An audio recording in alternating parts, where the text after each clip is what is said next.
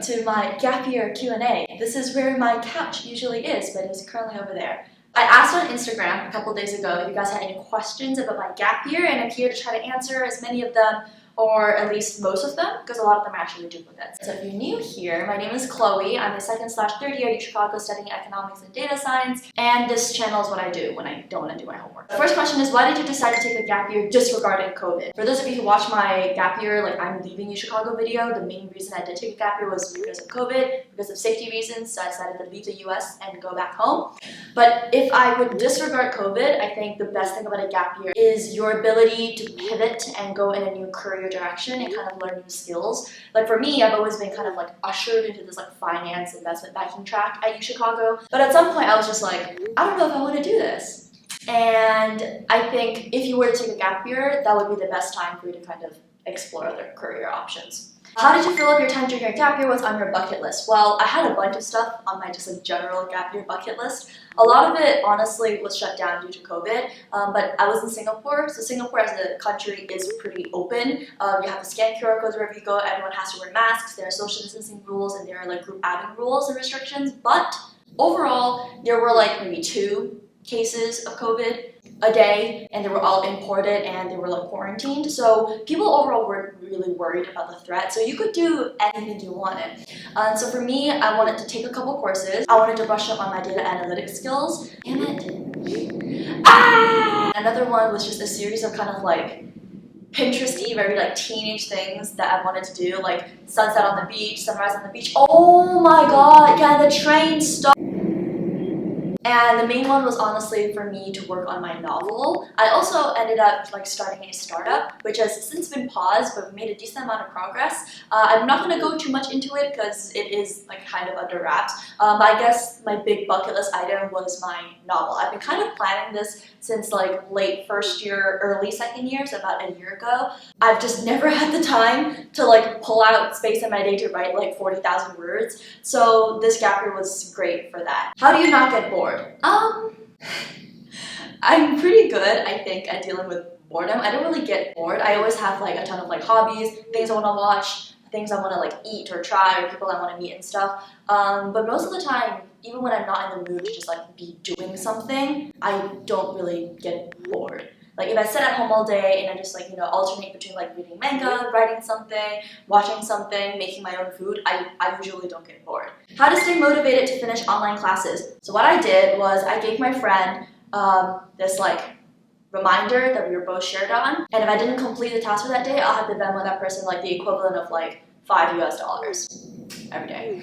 So I had to clock that 2 hours, otherwise I would lose like a cup of coffee. So that's how I did it. But if you can power through online classes by yourself, getting a friend to do it with you is a really good idea, and just say like, okay, we're gonna finish this and this week, and then we're gonna like do something, etc. Right? But for me, I needed something a bit more like concrete and in my face, which in my case was like a small amount of money every day. Yeah, it became kind of like a running joke that I was like giving him money at some days, which wasn't actually true, but that was the kind of energy, I think, when you're on your gap year by yourself. You just gotta find ways to motivate yourself that keep it kind of interesting. What do you think was the most difficult or stressful parts about taking a gap year? Honestly, peer judgment, as well as career prospects and anxiety. For me, my family was very supportive, so I didn't have to worry about that. If that might be a concern for you, that's a whole different story, but it wasn't that case for me. My family were very supportive. In fact, my mom was super happy I took a gap year because she was like, get out of the US. For me, it was the career anxiety that was really tough. Like I am now about like kind of a year-ish, little less than a year behind my peers. I am doing some steps to try to catch up, but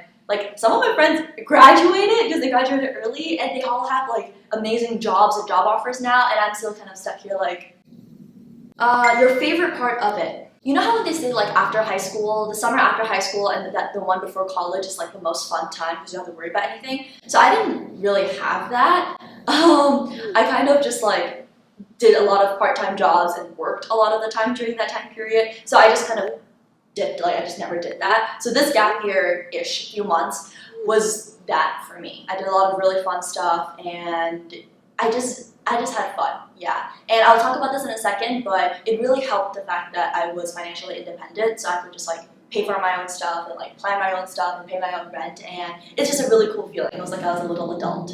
What are your personal and academic goals for the remainder of this year? I want to get a 4.0. Like, I'm just going to say it on this channel. My goal is to get a 4.0. Don't know how possible that is in an econ data science major situation at UChicago, but that's my personal goal. And that's my academic goal. And my personal goal is to get this channel to 20,000. So if you're watching this and you're not subscribed, it would greatly help me out. Seriously, the amount of times people have asked me like, oh, are you still doing that like YouTube thing? And I have to be like, yeah, I am. And it's actually kind of funny now. They're like, oh, hi, so you're gonna become an influencer? I'm gonna cut out that conversation. Those are my goals for the remainder of this year. Also, I just started a new internship like today, and if I could like through this internship learn a few new things about what I'm good at and what environment I want to work in, that would be a great like career goal. So it's like a sub question to your question. Financial plan / strategy / status during the year. So I wasn't a student at UChicago technically. I was on like a leave of absence, and my financial plans were like none. I had a part-time job that I've talked about a bunch of times for like the past 2.5 to 3 years, where I make like a decent amount of money per month. So I wasn't in like financial stress or anything. So I could definitely afford like apartment and my own living expenses. And I also took like freelance jobs and then like did some part-time internships and things. Strategies. I want to get a US credit card. I know that sounds really dumb because I'm 20 and I need a credit card, but I don't have a social security number, which you need a job, which means you need a visa, but not because of COVID visa regulations. My ultimate goal is to get a credit card before I'm 21. When did you start redrawing? Like 3 months ago, maybe? 2 months ago? Yeah, it was a very like on-the-spot decision. I was reading my favorite manga, and I scrolled to the end, and they were like, come join a Discord server, we're recruiting. And I was like, you know what, I'm just gonna go give it a shot. So I went to the Discord server, I applied, I did a bunch of exams, and I got it. So, and then that's what I've been doing ever since. Yep. I don't know if I can say which manga it is, because technically we're not supposed to reveal who we are. But it's a really cool Korean webtoon. And if you're into the whole like isekai, like battle situation, you might have seen it before. Are you worried about adjusting to the workload again after your year off? Yes.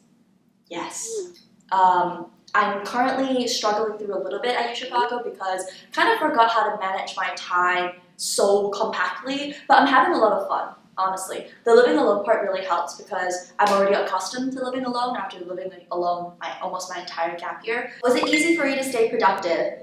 It was okay. Like, I'm going to be real, I'm not a very productive person all of the time. The way I work is I work in these like spasms of energy and just like high charge, just like I do a bunch of stuff. And then I just like lay low and like perish and become like a potato for a week. No lie. I will wake up at 3 p.m. and read manga / play Genshin / watch anime for like 10 hours, eat ramen in between, and then go to bed again. Sometimes I just have those days. And I think it's fine on your gap year. I have it on my schedule, like laze around and do nothing. It's like a block of time on my calendar for me to just do nothing. I think set realistic goals for yourself. Like for me, I think if I can spend about like half or 60% of the week doing productive work, the rest of the time I can just fuck off and do whatever I like. So, is there anything you would have done differently? Yeah, I would have found out about internship requirements before you go to the country. So I didn't know this, but in Singapore, it's virtually impossible for you to get an internship if you are not a penultimate year student, so if you're not like a senior.